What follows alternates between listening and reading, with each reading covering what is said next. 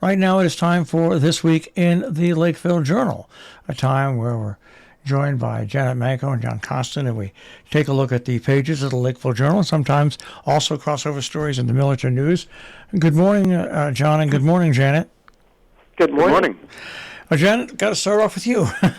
Okay. In the paper today, people will see, in both newspapers, that Susan Hassler has been named publisher of the Lakeville Journal. One thing I want to say about your naming of different replacements that have happened over the past month and a half, 2 months, with the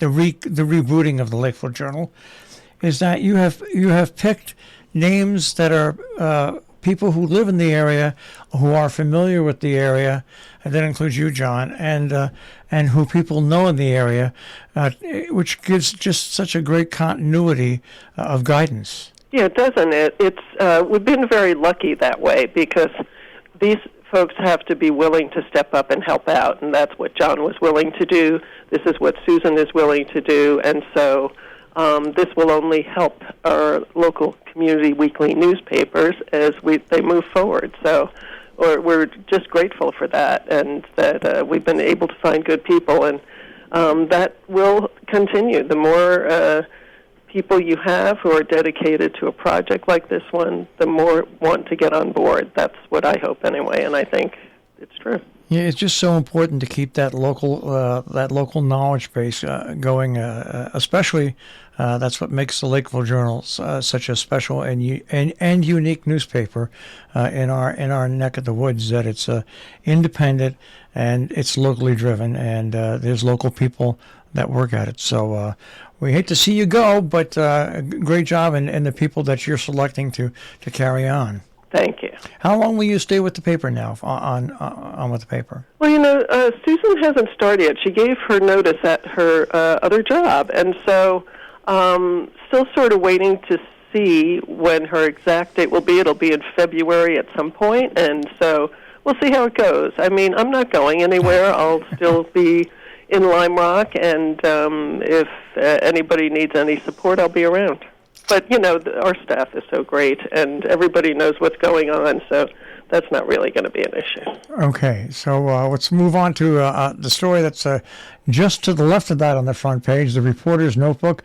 My ride-along with a traveling large animal vet. Years ago, I once did a ride-along with road crew foreman during a winter snowstorm, and was absolutely amazed what the shift was like, and this is an interesting story to see what goes on when you're a vet that travels and you visit large animals.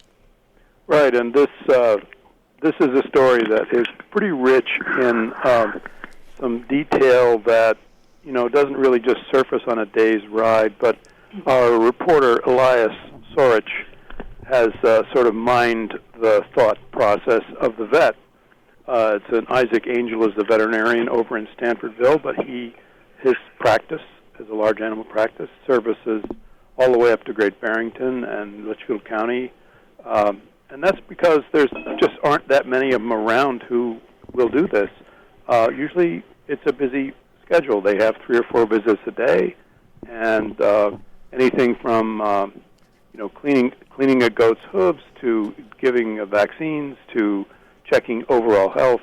But it's a really nice story, and Elias has given a good perspective on how things have changed over the last 50 years. 50 years ago, there were 275 working dairy farms in Dutchess County alone, and now there are 15, less than 15. So it's an example of just how the place has changed, and how some of the intergenerational workers who were on some of those dairy farms are now working on what we would call estate farms. Some farmer who might have just a handful of animals, but has a need for someone to help on the farm. So it's a really sweet story. I recommend it.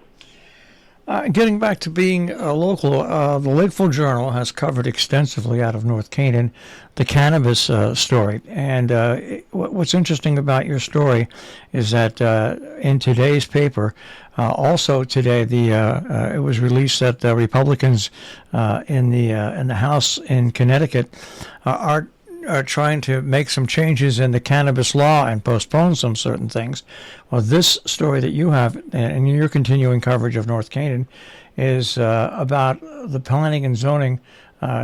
They're citing a lack of consensus, and they've got a vote coming up on the November ballot. Right. They had a couple of workshops over the past several months and didn't come away with a clear conclusion. Certainly that fell on both sides. Concerns about retailing or merchandising and concerns about growing, and then questions about what would the revenue be accruing to the town.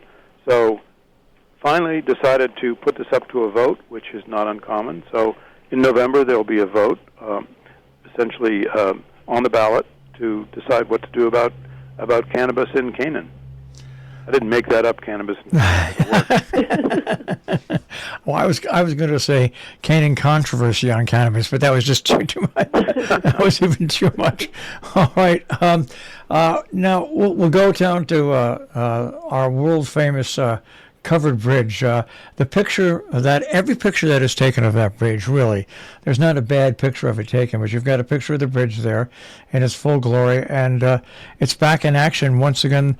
The town got the benefit of having a crew work on it that's worked on it before, and actually they just did an amazing job. Oh, they did, and it turned out that the cost of the repairs for that careless drive-through was about $100,000, and because it's a state property, the Department of Transportation is going to have to handle going after insurance to cover this cost. But you're right about the photo. It's in this particular photo also looks a little bit like an Edward Hopper photo. It has a little the guide wires on the side coming out of the bridge are trimmed in snow, and the lighting on the inside is kind of beautiful. Car coming through. Our reporter Riley Klein has done a great job, not only with this but with videos. But it's amazing that the bridge is now back in service. All right, move up and go with a little statewide news. A story that you're running in conjunction with the Connecticut Mirror, and that the governor is looking at tax cuts in the budget. Right. So I guess for the second biggest budget surplus in history that they are anticipating at this point, is giving Lamont ideas about middle class tax cut, paying down some of the legacy pension debt, money for education, child care. A whole litany of ideas are coming out of Hartford, given that there's this 14% surplus. So we'll see where this goes, but he is preparing a budget that will, I think it's due in about a couple of weeks or something. He'll be coming out with it, and we'll see where it goes. All right. Got a story as we move into the paper coming up on Tuesday of next week at Noble Horizons, and this is a story on local secrets, actually history, local history. Right. This is a kind of another follow-on to the history project that in a couple of in 2021 the students were discovering, essentially local students, that there was a rich black history here and documented it along with indigenous histories. This time they're kind of looking at local artifacts, art and literature, as well as architectural resources to sort of dig out the history of our northwest corner. All right. I was surprised when I looked at the I had to look twice at the headline: "Crypto Crash Holds Canaan Airstrip Link," and you've written that story, and it really is a pretty interesting story. That it doesn't seem like it would be out in this area. Well, it's a funny story. For those who don't know it, the Canaan Airstrip, which is a very small airstrip in North Canaan up by the transfer station, has a storied history. We didn't really have space to go into it here, but we have in the past written about it. But the odd thing is that in the big FTX cryptocurrency crash that captured the world's headlines in December, November, December, featured someone from our area who became the whistleblower in the scandal. And he is a young man, lives up in Sandusfield, as well as in the Bahamas and in other places. But he purchased the airport.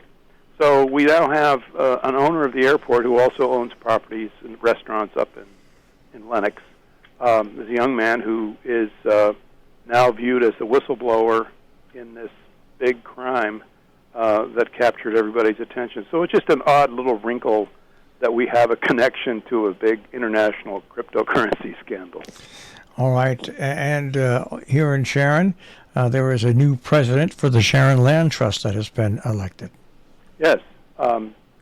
Jennifer Dillon, who's been on the board of the Sharon Land Trust for 3 years, has been a longtime resident of Sharon with her husband and her family. She is stepping up to become president of the trust, and she has a big background in finance, and also has lived and worked in places, including Asia, where she's seen what happens when you have essentially unchecked development on cities and small towns. So she's very excited. She's devoted to, as she says in the article, to preserving our beautiful heritage here. And so it's a nice story about Jennifer Dillon taking over at the Land Trust. All right, and at Sharon Town Hall, the cost of repairing the elevator is pretty significant, actually, and the elevator at the Sharon Town Hall won't be in operation probably until at least middle or end of February.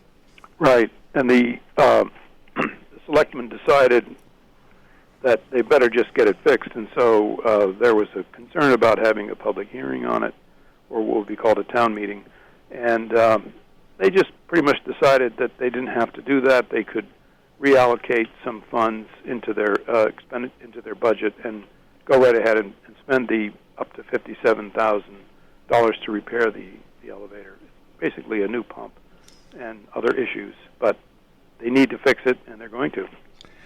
All right, and a big celebration in Kent a little bit ago, and that is a 50-year celebration for the fife and drum. Yes, it's a very nice story by Leela Hawken. Maria Horn and Stephen Harding, our representative and senator, were on hand to mark this occasion, so marking 50 years of the fife and drum, and saluting, the Alyssa Potts, who's the daughter of the man who started this whole thing. It's a very nice story looking at what that restaurant has meant to the town over the last half century. Well, what it's meant is, when people travel through Kent, there's two things that just base it everybody knows about. And first of all, that's the Kent School, the private school, and then the fife and drum right there on Main Street. It's a true fact. It is a landmark in Kent, and it's so great to see. Nowadays, it's really rough for family-owned operations to be passed down from generation to generation, which we found in Millerton and other businesses. But that Alyssa has been there to take over the reins from her dad and operate that incredible landmark. And it is. Certain businesses become just so associated with the town. The town is actually associated with that business, as a matter of fact. And it's a great story that goes back on that. You've also got a story there about something that happens every year. I think it was supposed maybe once for COVID, and that's Kent Center School. Their Chocolate Fest is coming up on February 8th. Right, and this is a festival allowing you to anybody who's a chocolate lover to show up, pay a little money at the door, and buy a plate of homemade chocolate goodies prepared by local bakers. And as you said, it's scheduled for February 8th from in the late afternoon, 3:30 to 5:30 at the Kent Center School.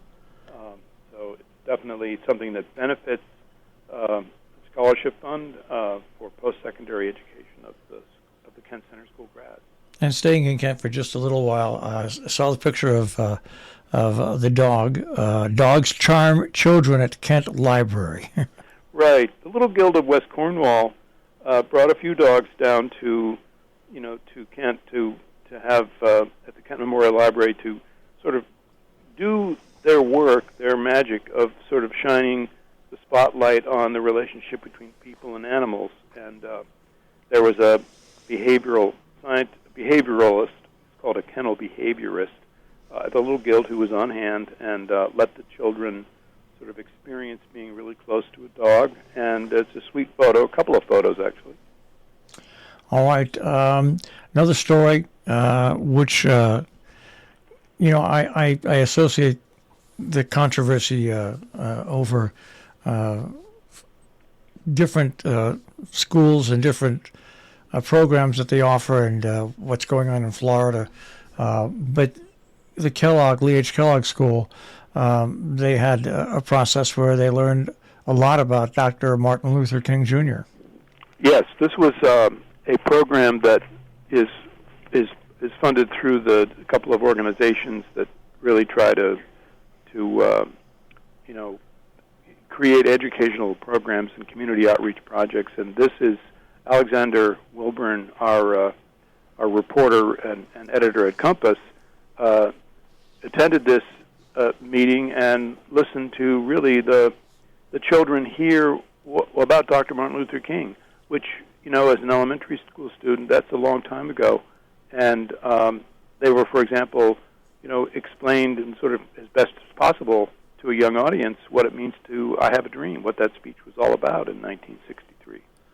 Well, you look at that story, and you do think about what's going on in certain states with politicians stepping in and trying to adjust what schools can and can't teach. And you would figure that a story like this, that's maybe not, it might not happen in Florida. And that's, I just thought I wanted to, that story is so important that we still have a very, very diverse Region 1 school system up here. Well, on that note, I'll just add one note.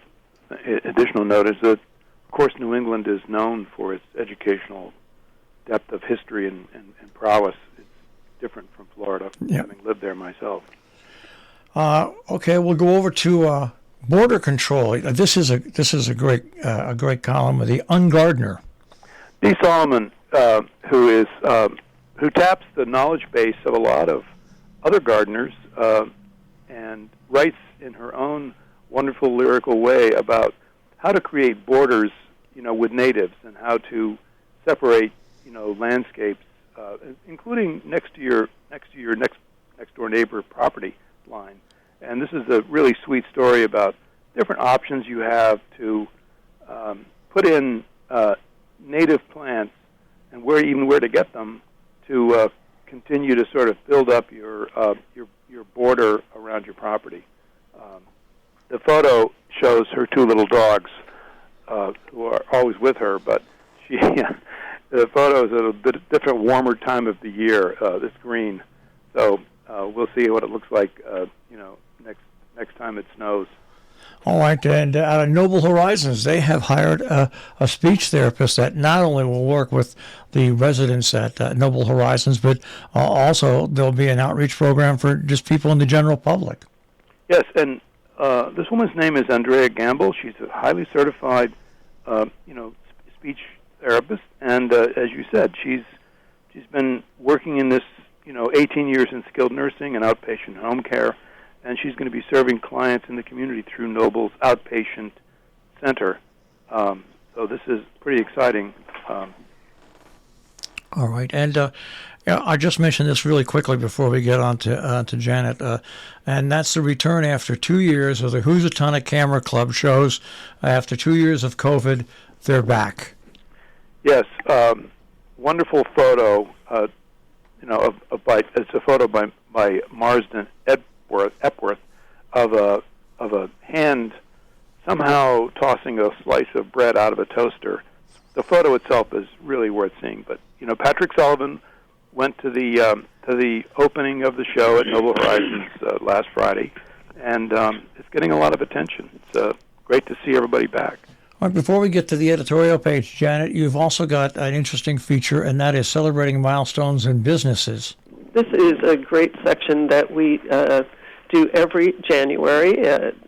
have businesses tout how many years they've been around and tell a little bit about themselves if they'd like to in these ads, and we are so glad to have them.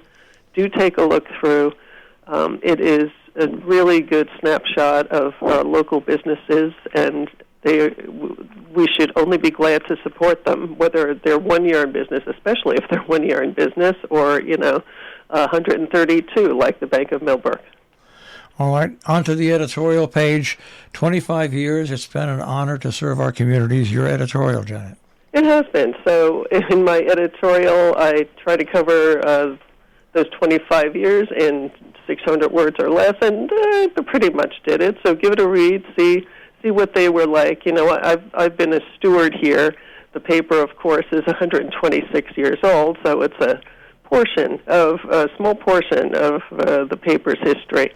I did my best for 25 years. I have nothing but gratitude for the support of our readers, our communities, and everyone who's worked here over that time. It's just been a great experience. And now it's up to the communities and the readers to continue to support the papers so they will remain here and help define who we are. It's so important that we keep them here.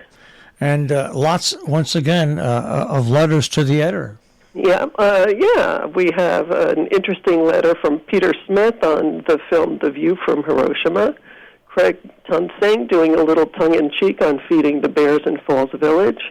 Janice Hilton on COVID and how we respond to one another during it, depending on our vaccination status. So really thoughtful letters. And we have another interesting column from Rich Kessin and Jen Faltz from the Hub in Norfolk, paired with him on this one, the Hartford witch hysteria.